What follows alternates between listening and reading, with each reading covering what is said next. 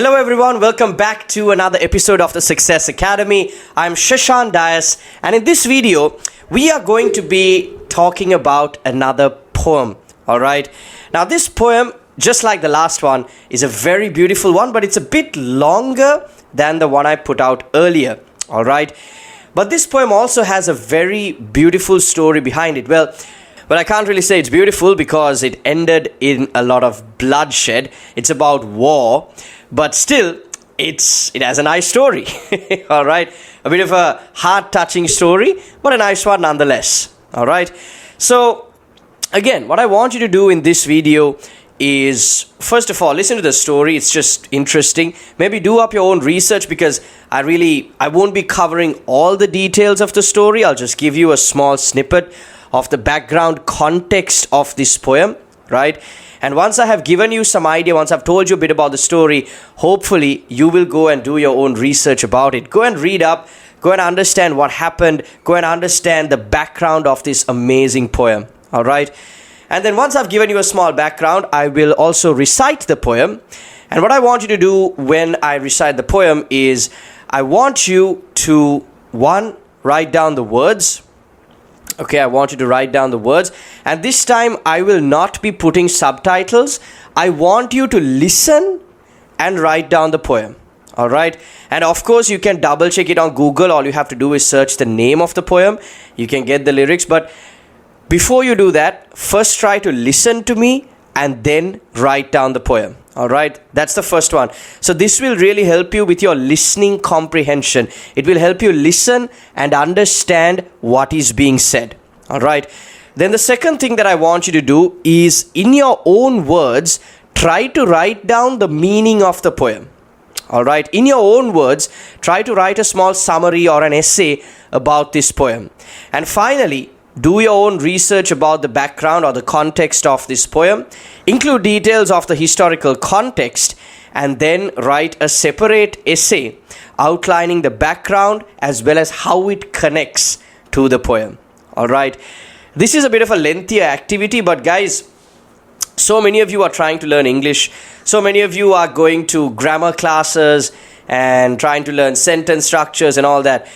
That is important for sure, but this kind of activity is something that I have personally never seen on the internet, especially in the Sri Lankan market. All right, so this is something totally different to what you guys are used to, and I know some of you might struggle with it. Some of you might say, this is not for me. But for those of you that actually take an effort and do it, trust me, your English knowledge, your English language will improve dramatically. All right, okay. So guys, my video මේ video එකේ සිංහලෙන් කතා කරන්න යන්නේ නැහැ. right, මම fullyම ඉංග්‍රීසි වලින් මේ වීඩියෝ එක කරන්න උත්සාහ ගන්නවා. මොකද දැන් මම ඉංග්‍රීසිනේ උගන්වන්නේ. ඉතින් ඉංග්‍රීසි උගන්වද්දි මම සිංහලෙන් කතා කරන එකේ තේරුමක් නැහැ කියලා තමයි මම හිතන්නේ, especially මේ වගේ වීඩියෝ එකකට. දැන් මම grammar වගේ උගන්වනවා නම් මම සිංහලෙන් කතා කරනවා සාමාන්‍යයෙන්. IELTS උගන්වුවත් එහෙමයි. But this is the kind of video where I just enjoy doing it in English, and you will get a lot of value by listening to me speak in English. All right, because it will help you build up your fluency, it will help you build up your listening comprehension. There are so many benefits to listening to this video in English. So I'm just going to continue doing it in English. Please listen. Even if you're struggling to understand everything I'm saying, try to listen and comprehend the information that you can. Because at the end of the day, that is how you improve. You improve step by step. You improve little by little. You're not going to understand everything in one go. Simply one step at a time, you will understand what is being said. Alright, so let me set the scene for you. This is 1854 in Crimea. So Crimea is basically what modern scholars consider the Ukrainian territory. Alright, so this is a part of Ukraine.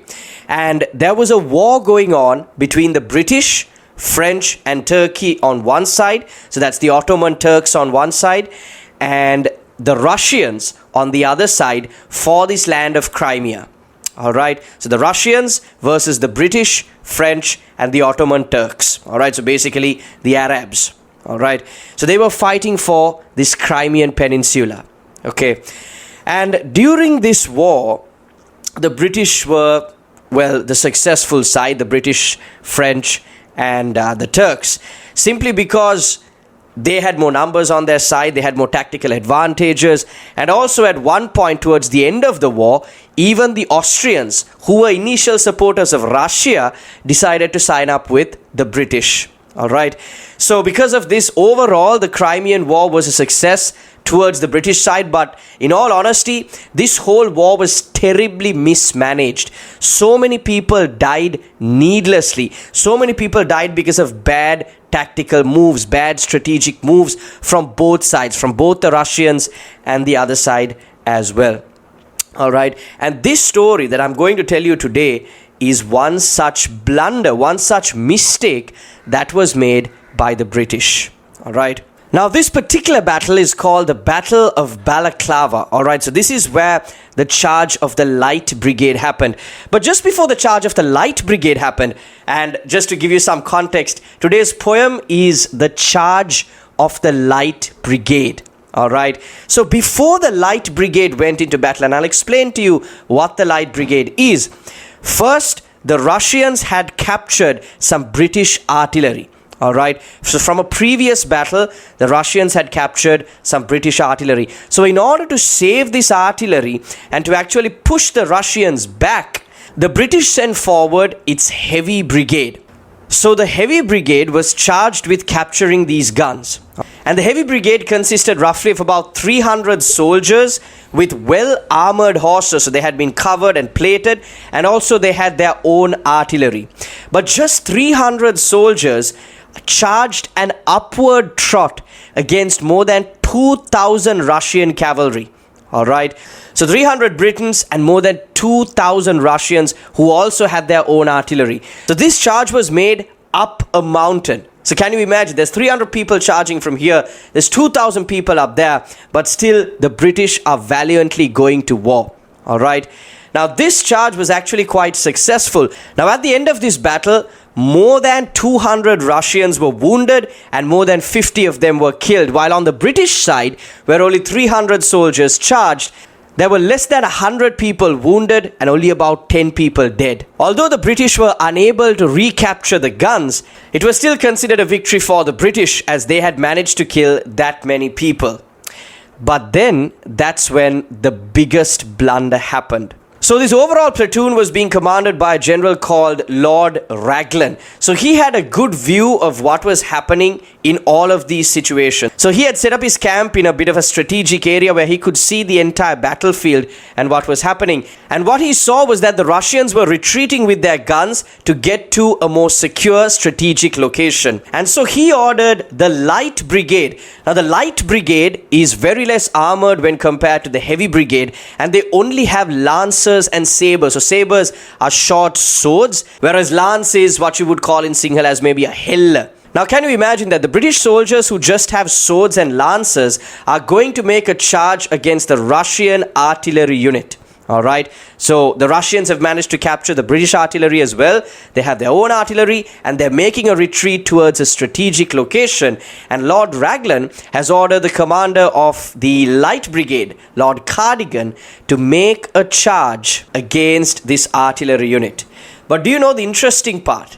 What Lord Raglan actually said to his messenger was ask Lord Cardigan to tail the Russian artillery unit and try to make surprise assaults to slow them down. And eventually he would send the Heavy Brigade in to try and capture the guns again. But by the time the messenger took this message to Lord Cardigan, who was the head of the Light Brigade, he had completely messed up the message, right? And what he said is, advance rapidly towards the Russian artillery. Now, Lord Cardigan couldn't believe this, and can you imagine that as well, guys? This is something like the secret train. අපි සෙල්ලමක් කරනවා රහස් කෝච්චිය කියලා. අර පැත්තෙන් මොකක් හරි message එකක් කියාගෙන එනවා. මෙතෙන්ට එද්දි මේ කුරට එද්දි ඒ මෙසේජ් එක හැමම මාරු වෙලායි තියෙන්නේ, right? So in the secret train, you send a message from one side, and when it comes to this side, it has completely changed. This is something similar to what happened in this particular battle. Lord Raglan gave one particular order, whereas by the time it got to Lord Cardigan, the message had completely been changed. So Lord Cardigan thought, okay, I've been ordered to charge this Russian artillery unit. I can't question it. There's nothing to do but follow these orders, and if we win, we win. If we die, we die. Now that's the true spirit of a soldier. Even in Sri Lanka, any country that had war, experience this on some level, because sometimes the general or the commander who is giving you this command has made a mistake, has made a blunder. And there's a very beautiful part in this poem that captures that. We'll discuss that in a bit. And so what Lord Cardigan does is he takes his light brigade of 600 men and he charges the Russian artillery. So they were getting bombed from every side. They were getting shot at. They were getting shot at from every side, from front of them, from the sides. They were getting wasted. All right. And out of 600 men, less than 200 were able to come back. And that is also because the Russian allies, who were the Polish, felt sorry for the British and actually respected that charge they made, that they allowed the remaining survivors of that battle to retreat. Right? So it was not a success. They couldn't capture the guns, but they were able to kill and do some big damage to the Russian artillery units nonetheless. And so it went down in history as a great battle of history, not because they won, but because of the heroism and the discipline that they showed when charging into war. They knew their commander made a mistake. They knew they were going to die. In the poem, it says they charged into the valley of death. They knew they were going to die, but still they made the charge. They just had swords, they just had a lance, and all they could do against the Russian artillery was move forward to get into a hand-on-hand combat level. Right? So until that, they were just dying. But still, there was no retreat. They made the advance. And this battle goes down in history as one of the greatest battles of the Crimean War. And it was immortalized by Sir Alfred Lord Tennyson, who wrote a poem about this battle called The Charge of the Light Brigade. Alright, so I hope you like the background context of that story. I couldn't cover all the details of the war. It's quite a lengthy video if I try to do that. So I just gave you the more concise version. But feel free to go through it, do your own research, and understand what happened in the Battle of Balaclava and what the Crimean War was all about. It was honestly one of the most insane wars in history, one of the most pointless wars in history, but still, it's worth reading up about, to read and understand what our world has been through, what kind of mistakes, what kind of blunders, what kind of stupid errors the world has made in the past. So it's just a good war to try and read up about. So now let's go into the poem. All right, so I'm going to recite the poem and I want you to listen to it, understand it, write it down, write an essay about it, about what you understood from this poem, and then do some background research about the historical context and write an essay about that, joining it with the poem. All right, so here we go. The Charge of the Light Brigade by Alfred Lord Tennyson. Half a league, half a league, half a league onward, all in the valley of death rode the 600. Forward, the Light Brigade! Charge for the guns! He said. Into the valley of death rode the 600. Forward, the Light Brigade! Was there a man dismayed? Not though the soldier knew someone had blundered. There's not to make reply. There's not to reason why. There's but to do and die. Into the valley of death rode the 600. Cannon to the right of them, cannon to the left of them, cannon in front of them, volleyed and thundered, stormed at with shot and shell. Boldly they rode and well, into the jaws of death, into the mouth of hell, rode the 600. Flashed all their sabres bare, flashed as they turned in air, sabering the gunners there, charging an army while all the world wondered. Plunged in the battery smoke, right through the line they broke. Cossack and Russian reeled from the sabre stroke, shattered and sundered. And then they rode back, but not the 600. Cannon to the right of them, cannon to the left of them, cannon behind them, volleyed and thundered. stormed at with shot and shell, while horse and hero fell. They that had fought so well came through the jaws of death, back from the mouth of hell. All that was left of them, left of 600. When can their glory fade? Oh, the wild charge they made. All the world wondered. Honor the charge they made. Honor the light brigade. Noble 600. What a beautiful poem, my dear friends. What a beautiful poem. I think Sir Alfred Lord Tennyson has really captured the essence of this battle better than we could say it in our own words. Right? And it's truly a beautiful, beautiful poem.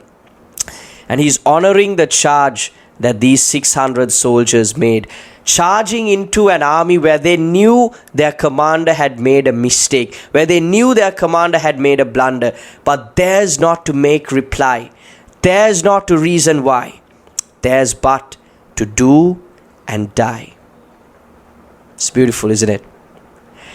All right. So I hope you were able to catch the words properly. I hope you were able to write it down. If you weren't, rewind it again, listen to it about 2 to 3 times, and as you're listening to it, try to write down the words. Don't check it on the internet before trying to do the listening part of this, alright? Because what I want you to do is improve your listening comprehension first. Then I want you to improve your writing. And finally, I want you to improve your ability to research and then understand the poem and the connection to the historical context, and write an essay on that as well.